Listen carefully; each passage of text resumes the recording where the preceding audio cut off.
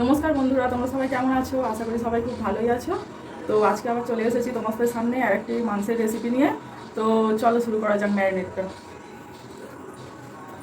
ম্যারিনেটের জন্য ফার্স্টে দিলাম টক দই, তারপর দিলাম পাতিলেবুর রস,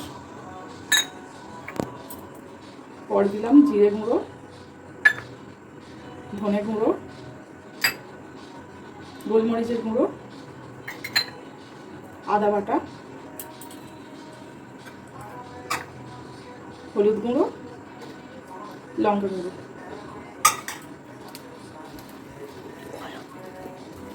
তো এগুলো সব দিয়ে আমি ম্যারিনেট করছি। তো ম্যারিনেটটা হয়ে যাওয়ার পর আমি আধ ঘন্টার জন্য এটাকে চাপা দিয়ে রেখে দেবো। তো বন্ধুরা, আধ ঘন্টা পর আমি ফিরে এসেছি ম্যারিনেট করা মাংসটি নিয়ে। তো রান্নাটি শুরু করা যাক। কড়াইতে দিয়ে দিলাম সর্ষের তেল,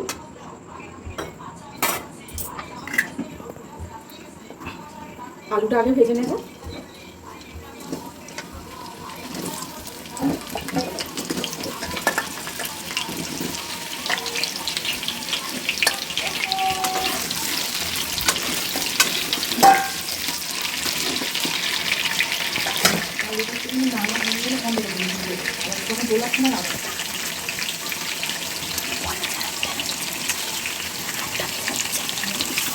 আলুটা আমি ভেজে নিচ্ছি।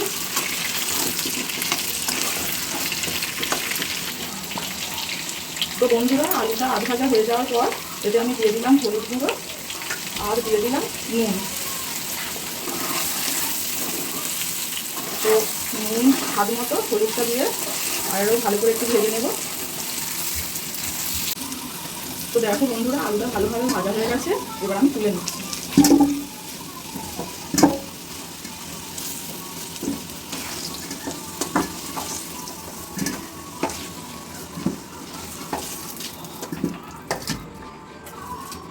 এরপর আমি কড়াইতে দিয়ে দিলাম তেজপাতা, শুকনো লঙ্কা, আর দিয়ে দিলাম গোটা জিরে,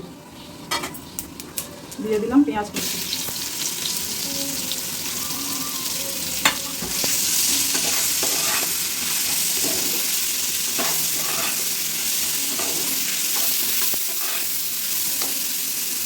তেলটা কম, আর একটু আমি তেল দিয়ে দিলাম। এবার পেঁয়াজটাকে আমি ভালো করে ভেজে নেব।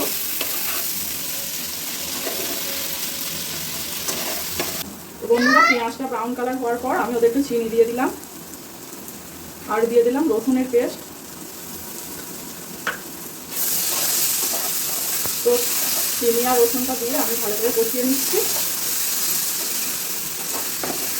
তো বন্ধুরা, রসুনটা ভালো করে কষিয়ে নেওয়ার পর দিয়ে দিলাম ম্যারিনেট করা মাংসটা।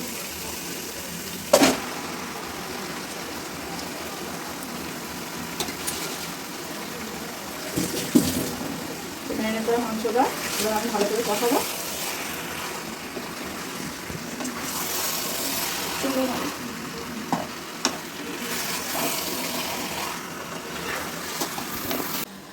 তো মাংসটা একটু কষিয়ে নেওয়ার পর আমি এবার মাংসটায় চাপা দিয়ে দিচ্ছি কিছুক্ষণের জন্য। তো বন্ধুরা, কিছুক্ষণ পর ঢাকাটা খোলার পর দেখুন মাংস থেকে তেল ও কালার দুটোই ছেড়ে দিয়েছে। তো ছাড়ার পর আমি এবার দিয়ে দিলাম টমেটো, আর দিয়ে দিলাম স্বাদ মতো নুন।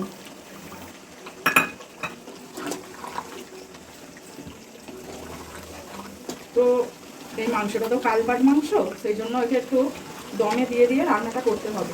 আমি কুকারে দেবো না, আমি এটা কড়াইতেই পুরো মাংসটা রেডি করব, তাহলে টেস্টটাও আরও সুন্দর আসবে।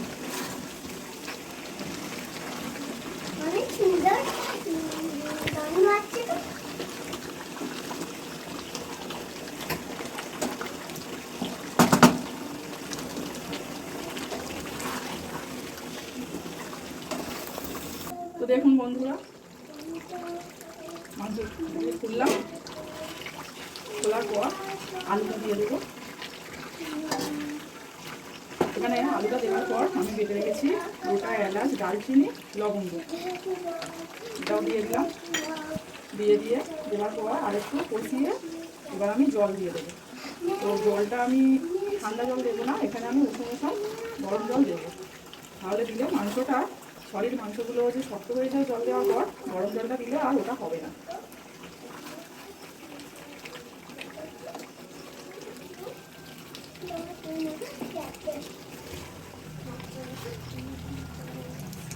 দেখুন বন্ধুরা, আমি জলটা দিয়ে দিলাম।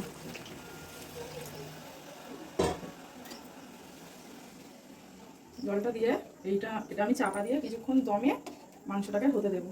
আমি যেহেতু কুকারে দিচ্ছি না, এটা তো কালভার চিকেন, সেই জন্য পুরোটাই কড়াতে আমি দমে দিয়ে করছি। তো বন্ধুরা দেখুন, আমার মাংসটা প্রায় রেডি হয়ে গেছে। তো নামানোর আগে আমি সানরাইসের মিট মশলা দিয়ে দিলাম।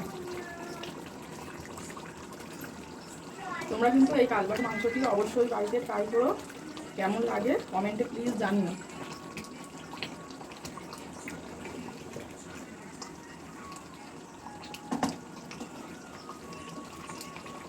তো আমার মাংসটি রেডি হয়ে গেছে।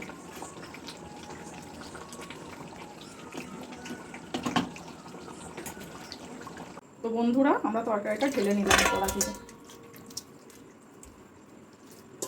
তো পুরো রেডি। দেখুন, আপনারা বাড়িতে প্লিজ ট্রাই করবেন রেসিপিটা।